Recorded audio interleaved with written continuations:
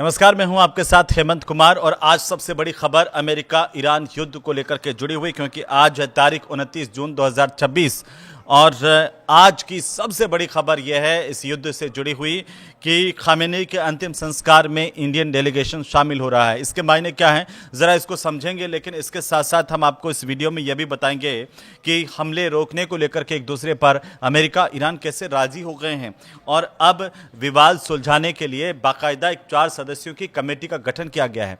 इसके अलावा इस वीडियो में इस पर भी बात करेंगे कि आखिर कल जो कतर में फिर से बातचीत शुरू होने जा रही है अमेरिका ईरान के बीच में, उसमें क्या कुछ निकलने वाला है, क्या दुनिया में शांति लौट आएगी, क्या मिडिल ईस्ट पूरी तरह से शांत हो जाएगा और युद्ध की आहट जो बार बार गूंजती है, बार बार सुनाई देती है, उस पर लगाम लग पाएगी। इसके साथ साथ 2 और बड़ी महत्वपूर्ण खबरें इसी से जुड़ी हुई, वो ये है कि हॉर्मुज पर ईरान ओमान की मीटिंग हो रही है और साथ ही साथ अब इसे लेकर के ये कहा जाए कि जो बातचीत एक दूसरे की तरफ से हमले शुरू होने की वजह से जो रुक गई थी वो फिर से जब शुरू हो रही है तो उसके मायने क्या हैं। लेकिन सबसे बड़ी बात मैं आपको बताऊं कि खामेनी के अंतिम संस्कार में इंडियन डेलीगेशन का शामिल होना, जिसे लेकर के कई तरह की चर्चाएं हैं। बाकी तमाम बातों पर हम एक एक करके बात करेंगे, लेकिन चूंकि ये सबसे बड़ी जानकारी है कि आखिर किस तरीके से इंडियन डेलीगेशन जो है वो खामेनी के अंतिम संस्कार में शामिल होगा और चूंकि ईरान के पूर्व supreme leader Ayatollah Ali Khamenei के अंतिम संस्कार, राजकीय अंतिम संस्कार में बाकायदा भारत का एक डेलीगेशन शामिल होने जा रहा है। मीडिया रिपोर्ट्स की माने तो बिहार के राज्यपाल जनरल सैयद हसनैन और विदेश राज्य मंत्री पवित्रा मार्गेटा इसमें शामिल होंगे। ये बहुत बड़ी जानकारी है और इसी महीने की शुरुआत में ईरान के जो राष्ट्रपति हैं मसूद पज़ेश्कियान, उन्होंने प्रधानमंत्री नरेंद्र मोदी को खामेनी के अंतिम संस्कार और दफन समारोह में शामिल होने का न्योता दिया था।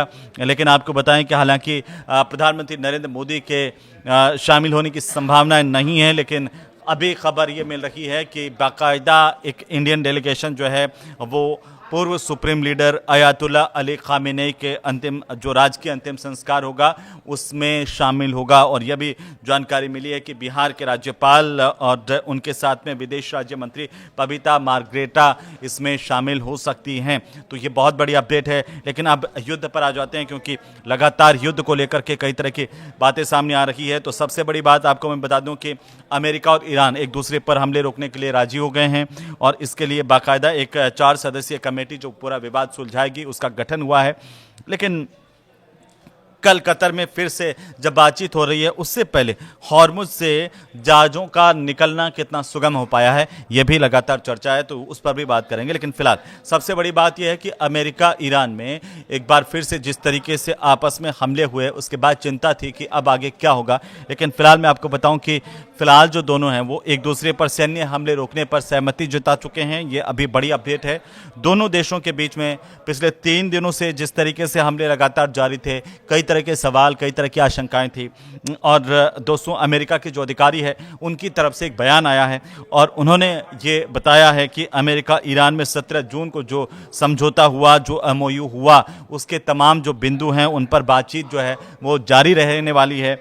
और इसी सिलसिले में मंगलवार को कतर में दोनों देशों के जो प्रतिनिधि हैं वो एक बार फिर से तकनीकी स्तर की बातचीत शुरू कर रहे हैं। तो ये बहुत अहम है। लेकिन एक तरह की आशंका ईरान को है कि बार बार जो पलटने वाला अमेरिका है, क्या वो वाकई अपना रंग वापस से दिखाएगा आने वाले दिनों में, उसको लेकर के। लेकिन ईरान के भीतर एक बहुत बड़ी चर्चा है, वो चर्चा ये है कि ईरान पूरी तरह से अब तैयार है उसे लेकर के कि अमेरिका का कदम जो भी हो, अमेरिका को भी एक मैसेज क्लियर हो गया है कि ईरान घुटने टेकने वाला नहीं है।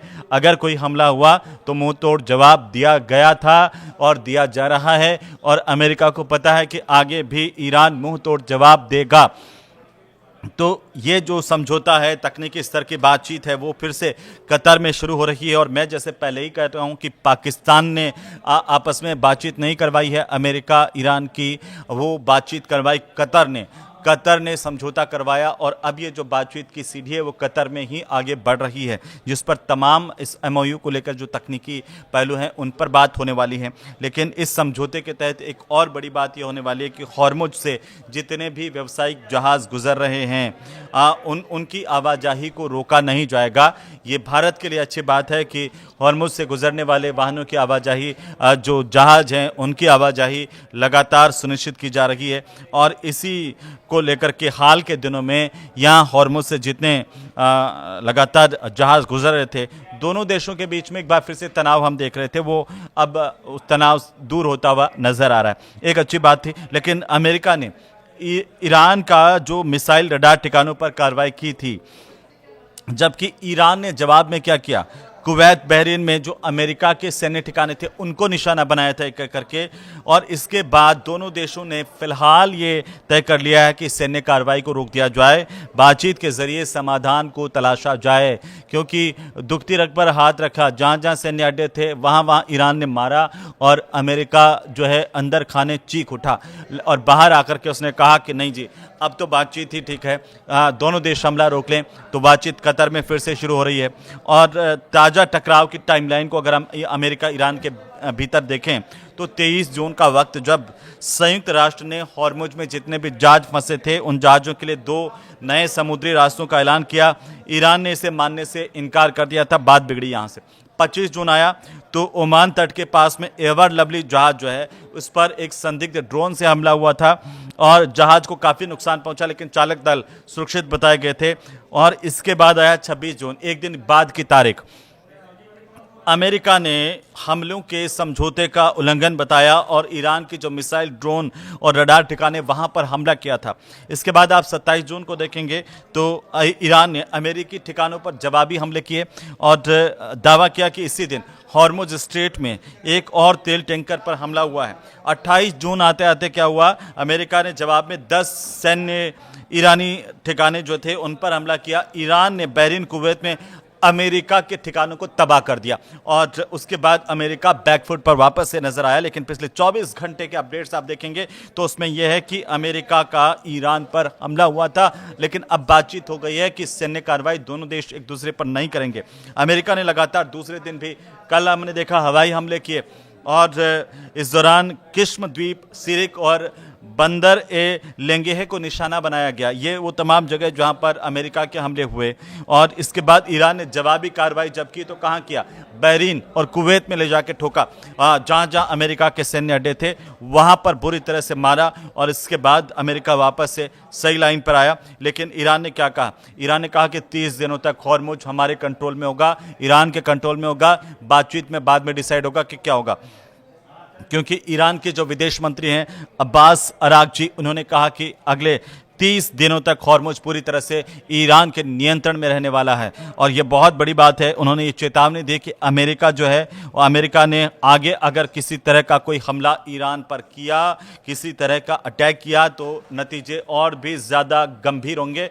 ये जो बहरीन, कुवैत, इसमें ठोका सैन्य ठिकानों पर, उससे ज़्यादा खतरनाक हमले जो है वो ईरान करेगा, ये ईरान की तरफ से कहा गया। लेकिन इसी बीच पिछले 24 घंटे में आपको याद होगा कि कैसे ट्रंप ने धमकी दी। ट्रंप ने क्या धमकी दी, जो अमेरिका के राष्ट्रपति हैं, उन्होंने ये कहा कि अगर ईरान आगे नहीं सुधरा तो उसका अस्तित्व नहीं बचेगा। पहले भी ट्रंप साहब कई बार ये कह चुके हैं, लेकिन एक बार फिर उन्होंने वही राग अलापा, लेकिन अंदर खाने क्या कहा, भाई ये लड़ाई से बात नहीं बनेगी, हमलों से बात नहीं बनेगी, इसलिए क्या करें, बातचीत को शुरू करें। और बातचीत कहाँ हो रही है, कतर में बातचीत हो रही है। तो कतर की बातचीत में क्या कुछ निकलेगा, पूरी दुनिया की नज़रें, पूरी दुनिया की निगाहें उस पर है। लेकिन आपको बता दें कि ईरान ने कहा कि अमेरिका को अभी और नुकसान उठाना पड़ेगा, क्योंकि ईरान की इस्लामिक रिवोल्यूशनरी गार्ड जो है, गार्ड कॉर्प्स, उसने कहा कि आने वाले दिनों में क्षेत्र में मौजूद अमेरिकी सैन्य ठिकानों को भारी नुकसान उठाना पड़ेगा। लेकिन आप बताइए कि जो कतर में बातचीत हो रही है, जो एमओयू हुआ दोनों देशों के बीच में, वो उसे लेकर के, तो वो कितनी सक्सेस हो सकती है आपके लिहाज से? क्या मिडिल ईस्ट में शांति आ जाएगी इसके बाद? 60 दिन, जिसमें से 30 दिन हॉर्मुज पर नियंत्रण रहेगा ईरान का, तो अब आगे हॉर्मुज का क्या होने वाला है? और भारत समेत जो तमाम देश जहां पर इसकी वजह से परेशानियां पैदा हुई, क्या अभी 30 दिन अगर ईरान के अंडर में हॉर्मुज है तब 30 दिन तक तो कम से कम सही चलने वाला है, क्योंकि इसे लेकर के भी आप, लेकिन ईरान और अमेरिका की जो विवाद है इसमें 4 कमेटियां बनाई गई हैं बातचीत और इस पूरे विवाद को सुलझाने के लिए। एक हाई लेवल कमेटी है जिसके बारे में जान लीजिए कि ये जो कमेटी है वो बातचीत की जो प्रक्रिया है, इसके साथ साथ मध्यस्थता के जितने भी प्रयास हैं उनकी निगरानी करने के लिए है ये हाई लेवल कमेटी। ये राजनीतिक तौर पर इसके प्रयास, बातचीत, इन सब की निगरानी करेगी। अमेरिका की तरफ से जेडी वेंस और ईरान की ओर से मोहम्मद बगैर गालिबाफ जैसे मुख्य वार्ताकार है, वो जब इसी समिति को सीधे रिपोर्ट करेंगे, इस हाई लेवल कमेटी को, और इस कमेटी की तरफ से 60 दिनों के भीतर क्या होने वाला है, अंतिम समझौते तक पहुंचने का लक्ष्य निर्धारित किया गया। अब क्या वाकई 60 दिन में कोई अंतिम समझौता आ जाएगा टेबल पर, और वो अंतिम समझौता क्या होगा उस पर सबकी नजरें निगाहें हैं। एक और है इसके साइड में, जैसे मैंने 4 कमेटियों का जिक्र किया, एक बात है कि लीड वर्किंग ग्रुप्स भी बनाए गए हैं। लीड वर्किंग ग्रुप क्या है, इसमें क्या है कि अमेरिका, ईरान और मध्यस्थ देशों के जितने भी परमाणु एक्सपर्ट्स हैं और उनके साथ साथ आर्थिक सलाहकार हैं अलग अलग देशों के, ऊर्जा विशेषज्ञ अलग अलग देशों के हैं, और राजनयिक और प्रतिबंधित मामलों के जितने भी जानकार हैं उनके अधिकारी भी इसमें शामिल हो रहे हैं। ये लीड वर्किंग ग्रुप काफ़ी महत्वपूर्ण है और अलग अलग वर्किंग ग्रुप अलग अलग विषयों को लेकर के ये काम करेंगे। अब आप देखिए कि इनका मुख्य काम क्या है। इनका जो काम है मुश्किल मुद्दों पर, तकनीकी जो पहलू हैं उन पर सहमति बना लेना। साथ साथ इस कमेटी का काम है मसौदे तैयार करना, उनको अंतिम मंजूरी के लिए हाई प्रोफाइल कमेटी के पास भेजना। हाई प्रोफाइल कमेटी इसमें फिर आगे दोनों जो पक्ष हैं उनको लेकर के एक अंतिम राय बनाने का काम करेगी।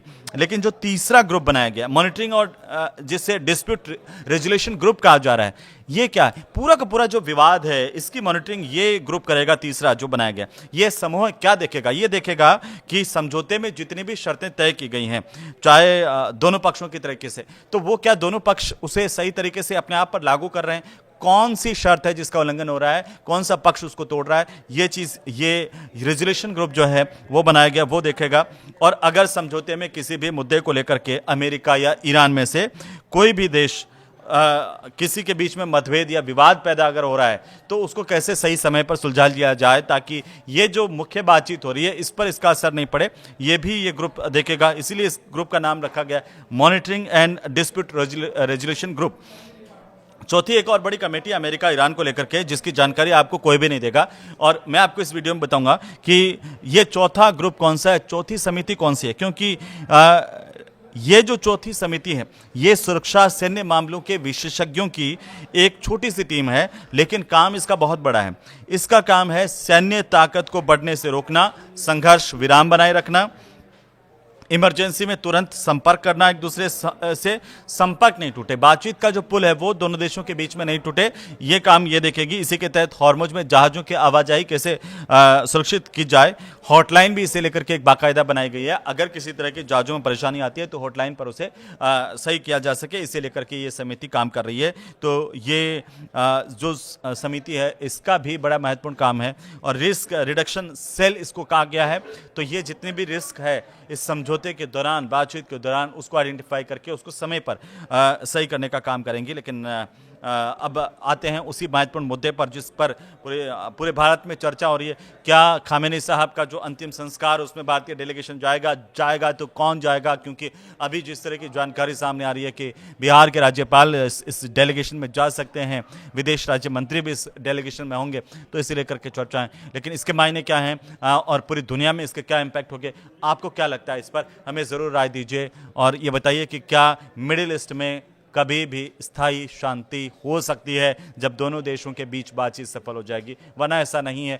या अमेरिका बार बार ठग रहा है, ईरान को कोशिश कर रहा है कि वो मौका मिले तो मार दे, लेकिन ईरान ने तो साफ कह दिया कि हम मुंह तोड़ जवाब देंगे। आप इसे कैसे देख रहे हैं? अगर आपको वीडियो अच्छा लगा तो इसे शेयर कीजिए, साझा कीजिए, लाइक कीजिए और कमेंट करके ज़रूर बताइए कि इसमें आपको क्या लगता है। नमस्कार।